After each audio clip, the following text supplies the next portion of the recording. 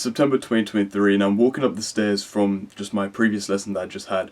Walking up the stairs back to the Darwin Centre in Kegs, the school that I go to. And my head felt like it was in a mess. There was so much going on. It's like it was a show for books and everything was just toppled everywhere. And I couldn't think of anything and my head was foggy and there was so much going on. I was anxious, I was stressed, I was nervous. And I couldn't pinpoint why. Because there was nothing coming up. And my head was just packed and I wasn't exactly sure what to do. So I sat down and I pulled my journal out of my bag. I'd been journaling for a while now, but I hadn't really seen any benefits to it. I wasn't really sure of the proper benefits of journaling, at least. I grabbed my pen and pen touches paper. I'm writing. And the more I write, the more my head starts to clear. And it's like it's happening in real time. And I write and I keep writing. Break ends. I've written 3 pages, like the time has just gone by. And my head is clear. All random thoughts, all mess that was going on in my head. I used to think journaling wasn't that important. I actually used to think it was really useless. But that moment made me realize how powerful journaling really was. It cleared my thoughts and set my priorities straight. And my brain wasn't foggy anymore. And I hope that can do that to you as well. Anyone who's anxious out there with anxiety or with some sort of stress, I'm hoping this video can help you so you can learn how to properly journal. So the first way I like to journal, right, this is a really easy one. You could do this right now, okay? Do this right now. Get a piece of paper, get your journal, right now. You're watching this, while you're watching this, get a piece of paper. Go on, I'll wait.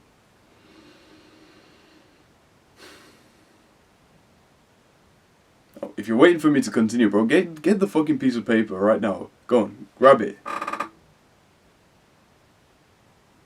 Okay, I'm going to assume that if you had to like trek to get this piece of paper, you pause the video. But if you have the piece of paper or your journal with you, okay, great. Now what I want you to do is, right, think of the most simplest thing that you can be grateful for. The simplest thing that you'd be grateful for. It could be anything. I'm grateful for the warmth in my room.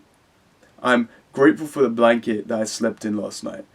Anything, as simple as you can go. Go on, write down one to 5 things. Go on, write it down.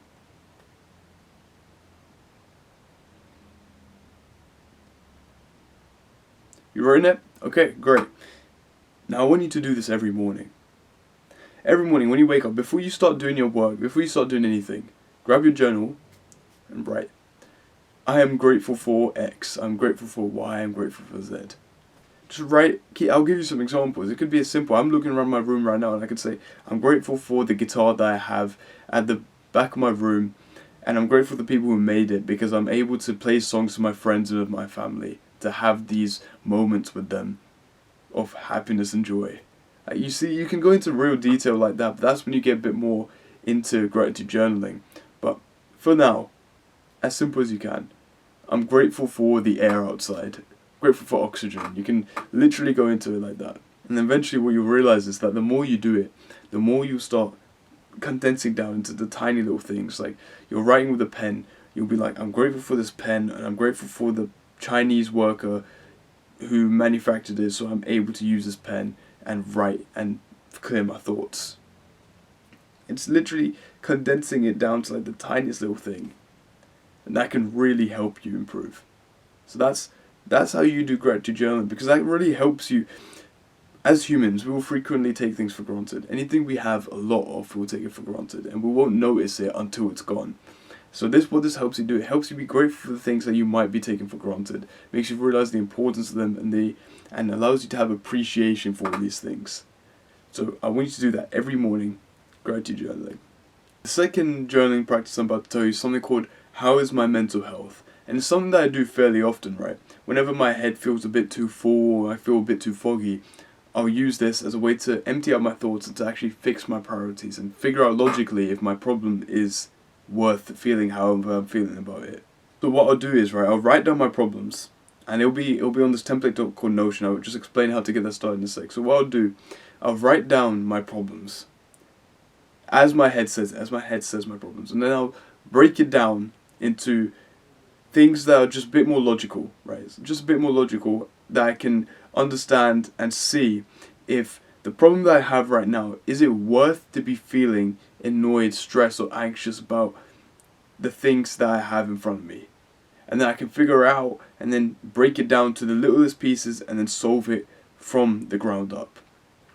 So the way I do it, right, I'll explain. There's this template called Notion, where it's basically like an online journal.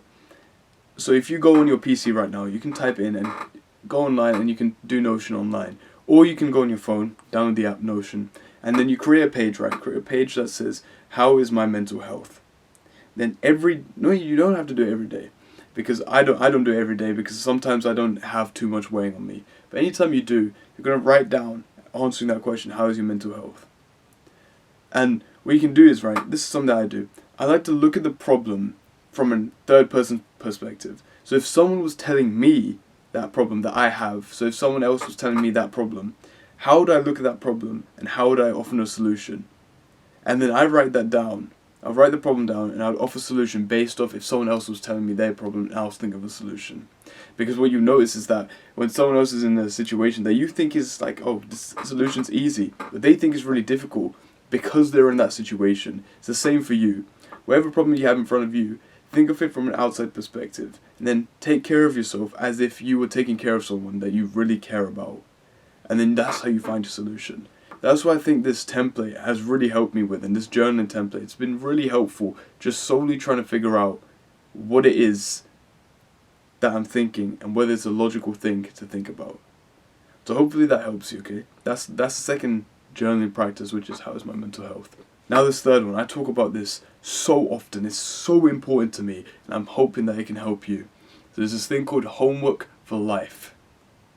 You see, I've always struggled with this problem of days bleeding into each other. Every day feeling the same. And it's like a week would go by, but actually a month had gone by. And I wouldn't have even noticed, and I wouldn't even remember what the last month was like. And it's been a problem because time just goes by, and I would see that I haven't changed at all. But that doesn't happen anymore. Because homework for life is something that you do every single day at the end of your day. What you do is, right, you write a couple lines about something that you think is worth a story. Sounds a bit odd. I'll go into it. Something that you think is a story. So something big that's happened in your day. But it doesn't have to be anything big, that's the thing. It could be the littlest thing, and you might not even think that's worth a story. But you write down something that happened today that made it different from yesterday. And you will write a few lines about it. Just a couple of lines, like maybe, I did this. And that's it. You don't need to write paragraphs. We're not writing paragraphs here. We're not writing essays.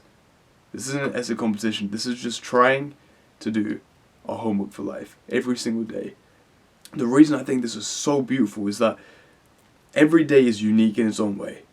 So every day slows down. And it genuinely slows down time for you because you'll think a week has gone by, but it's only been a few days. Weeks turn into months, months turn into years. It's so good at slowing down time. It's so good as well of just having stories to tell other people, having stories to have around a campfire, a conversation. Imagine when you're 70 years old and you're scrolling through your little journal and you're able to stop at one point and be able to take yourself back to that one day, that exact memory of what happened that day. So do it. I'm telling you right now, you won't regret it. I'm hoping that helps you, right? Homework for life. And that's all the 3 journaling practices I do and how I do them. And hopefully this helps you and you're able to start doing them as well. To clear your thoughts, a bit less anxious, stress, anxiety, all that kind of stuff. So you can get rid of it and set out your priorities and also make some memories and make some stories along the way. So I hope that's been helpful. Thank you for listening. My name is Vanch. And also, on top of this video, I'm a YouTuber, by the way. I upload 2 to 3 videos a day of advice to help you improve yourself.